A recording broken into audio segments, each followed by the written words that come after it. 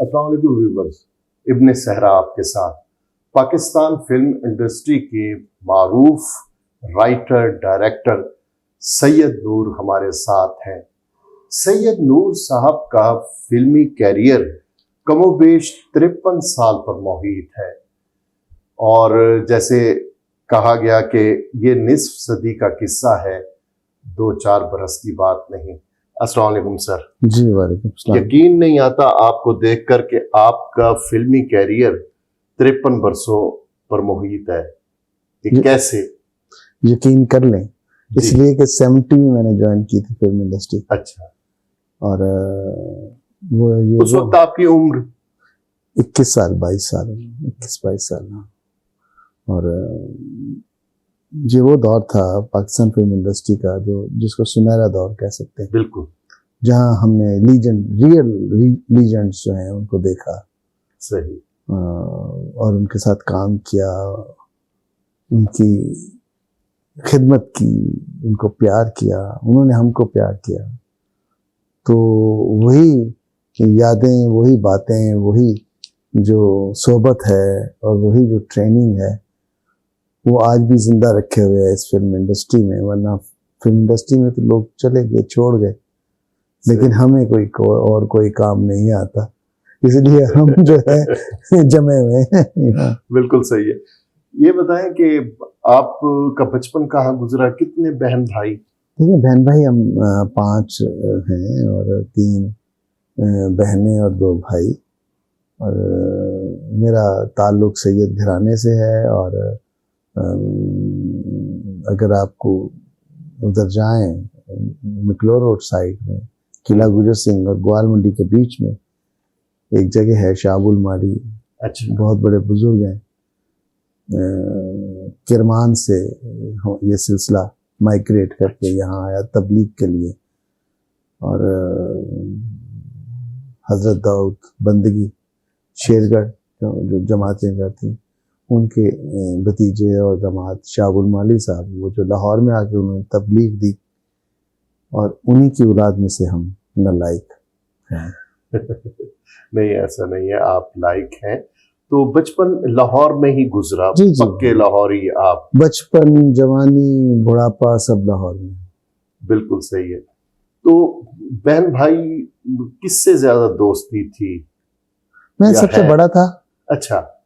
बहन भाई छोटे थे और मेरी लाइफ स्ट्रगल में गुजरी है। माँ बाप अर्ली जो है वो चले गए दुनिया से, और मुझे ही बच्चों को देखभाल करनी पड़ी, पालना पड़ा, और साथ में अपने आप को एजुकेट करना पड़ा, अपने आप को स्टैब्लिश करने के लिए जद्दोजहद करनी पड़ी। तो ये सिलसिला जद्दोजहद का है। वाह। बतौर सहाफ़ी आपने अमली जिंदगी का आगाज किया, फिर फिल्म इंडस्ट्री की तरफ कैसे आ निकले? देखिए, वो एक ज़माना था जब दयाल सिंह कॉलेज से सीधा हम कोहिस्तान जाते थे। वहाँ बहुत जयद जर्नलिस्ट थे जिनकी सोबत में मैंने वक्त गुजारा। जनाब मौलवी अब्दुल वहीद साहब, सादत ख्याली साहब, मलक मोहम्मद हुसैन साहब। मलक मोहम्मद हुसैन उस वक्त यूनिवर्सिटी में पढ़ रहे थे। अच्छा। सलमा जबी साहबा, अबुल हसन नकवी साहब, मतलब इन लोगों के साथ पढ़ना, साथ बैठना और अमली ज़िंदगी में कदम रख लिया। और एक नसीम इजाज़ी साहब उसके जो एडिटर थे और मालिक थे, वो बैन हो गया अखबार कोहिस्तान। और मेरी मुलाकात हुई जावेद फाजिल साहब से। अच्छा। वो उस वक्त असिस्ट कर रहे थे या सुलेमान साहब को। अच्छा। दोस्ती नहीं, जान पहचान थी, मिलना जुलना था।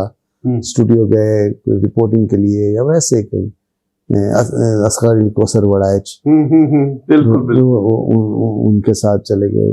तो वो मुझे मिले तो कहना क्या हो रहा है। मैंने कहा अखबार तो बंद हो गया और मैं अब सोच रहा हूँ कहीं और करने को, लेकिन मेरा दिल चाहता है कि मैं फिल्म इंडस्ट्री को मैं ज्वाइन करूँगा। तो कोई बात नहीं, आ जाओ।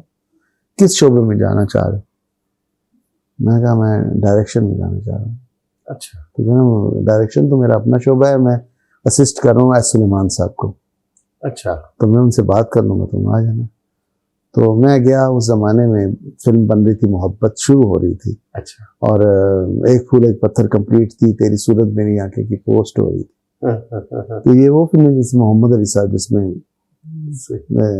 हीरो थे, और मैंने सिलसिला शुरू कर दिया। 70 में मैंने ज्वाइन किया, 75 तक मैंने असिस्ट किया जनाब सुलेमान साहब जो मेरे उस्ताद मोहतरम हैं उनको। 75 के बाद मैंने एक स्टोरी लिखी, सोसाइटी गर्ल। अच्छा। जो 76 में रिलीज हुई। बिल्कुल सही है।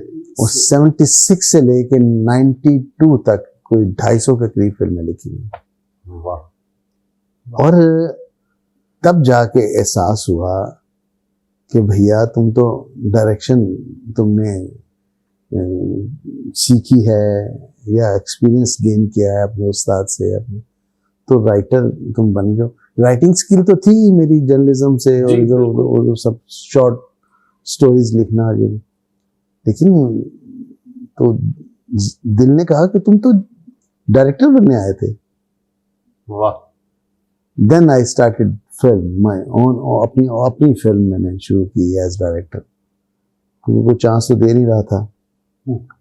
तो वो थी कसम पहली फिल्म। अच्छा। जो अच्छी गई। दूसरी फिल्म जीवा वो बहुत अच्छी गई। तीसरी फिल्म सरगम वो और अच्छी गई। फिर घूंघट, फिर संगम, फिर हवाएं। फिर सैयद नूर ने मुड़ कर नहीं देखा। नहीं, मुड़ के देखता था कि मेरी हैसियत क्या है और मुझे क्या मिल रहा है, अल्लाह ताला मुझे क्या नवाज रहे हैं। ये बड़ा अच्छा। किसी सितम ज़रीफ ने ये नहीं कहा कि उस वक्त आतिश भी जवान था और आप खूबसूरत भी, आज भी खूबसूरत है, तो उस वक्त ज़रा ज़्यादा थे, तो किसी ने कहा नहीं कि यार ये डायरेक्शन की तरफ या राइटिंग की तरफ तुम हीरो क्यों नहीं बनते? जो लोग आपको गलत फहमियाँ डालते हैं, और अगर आप उन गलत फहमियों में आ जाते हैं तो आप अपना करियर नहीं बना सकते। नहीं, मैं बता रहा हूँ आपको। हाँ। आपके सवाल का जवाब दे रहा हूँ जी। मुझे बहुत ऑफर्स हुए। हाँ। लेकिन मैं इस तरह खड़ा था अपने करियर के लिए कि मुझे डायरेक्टर बनना है, मुझे राइटर बनना है, मुझे बिहाइंड द कैमरा रहना है, कैमरे के सामने नहीं आना, वरना मैं ये नहीं कर पाऊंगा। वाह वाह वाह। ना इधर का रहूंगा ना उधर का, इसीलिए बहुत सारे टैलेंट जाया हो जाता है। बिल्कुल सही, यकसू नहीं होते। जी हाँ, बिल्कुल। ये बहुत खूबसूरत आपने बात बताई। अच्छा, ये बताएं कि उस वक्त कौन सा डायरेक्टर, तो आपने बताया एस सुलेमान साहब, अल्लाह उन्हें गरीक रहमत करे, वो आपके उस्ताद थे। उसके अलावा कौन सा इंडो पाक में किस डायरेक्टर ने आपको मुतासिर किया? देखिए, जब आप किसी शोबे में तालीम हासिल करते हैं तो आप उस शोबे के तमाम लोगों को या पढ़ते हैं या देखते हैं। सही। या उनके बारे में सुनते हैं या उनको काम करते हुए देखते हैं। और मैंने ऐसा ही किया। मैं बड़े डायरेक्टर्स को सुना करता था, जैसे खलील कैसर साहब, जैसे मसूद परवेज साहब, जैसे नज़ीर साहब, जिन्होंने दाऊद चांद साहब, ये जिन्होंने फिल्म इंडस्ट्री की बुनियाद रखी, शबाब किरानी साहब, हसन तारिक साहब, ये वो लोग थे जिन्होंने फिल्म इंडस्ट्री को मजबूत किया। उसमें मेरे उस्ताद का बहुत बड़ा किरदार है। बिल्कुल है। वो उस पूरी फैमिली का बहुत बड़ा किरदार है, जिसमें संतोष भाई हैं, दर्पण भाई हैं, नैयर भाभी हैं, सविया भाभी हैं, और मेरे उस्ताद सुलेमान साहब हैं। इनका बड़ा कंट्रीब्यूशन है फिल्म इंडस्ट्री में, बहुत बड़ा कंट्रीब्यूशन है फिल्म इंडस्ट्री को, फिल्म इंडस्ट्री बनाने में। बिल्कुल। तो लिहाजा सबको देखा, सबके काम को देखा, और उन लोगों को भी देखा जो हिंदुस्तान से आए, यहाँ उन्होंने फिल्में बनाई। बाबू सादिक साहब, जब वो बहारो फूल बरसाओ बना रहे थे, तो मैं आई वाज असिस्टेंट। अच्छा। उनके साथ मैं असिस्ट कर रहा था। तो रियाज शाह साहब को मैंने असिस्ट किया। हसन तारिक साहब के लिए मैंने लिखा, बहुत उनकी आखिरी फिल्म संग दिल मैंने लिखी। इस तरह बड़े जितने भी सीनियर डायरेक्टर्स थे, सब कोई ना कोई रिश्ता उनके साथ किसी न किसी नाते। और वैसे भी हम 2-4 असिस्टेंट जो बड़े जज्बाती होते थे, हम लोग दूसरों के सेटों पे जाके छुप छुप के बैठ जाते थे कि क्या काम हो रहा है, कैसे हो रहा है। शौक था, लगन थी, पैशन था। यही आज नहीं है, ना पैशन है, ना शौक है, ना लगन है। बिल्कुल बिल्कुल, जान कोई नहीं मारता। एक्स्ट्रा ऑर्डिनरी हर कोई बनना चाहता है, लेकिन एक्स्ट्रा वर्क कोई नहीं करना चाहता। बिल्कुल। अच्छा, फीमेल और मेल जो एक्टर और एक्ट्रेसेस, कौन आपको सबसे ज्यादा, जिसकी एक्टिंग ने आपको मुतासिर किया हो? मौजूदा दौर में या पास में? पास में उसके तो, बाद मैं मौजूदा दौर में आऊं। पास में तो बहुत बड़ा टैलेंट था हमारे पास।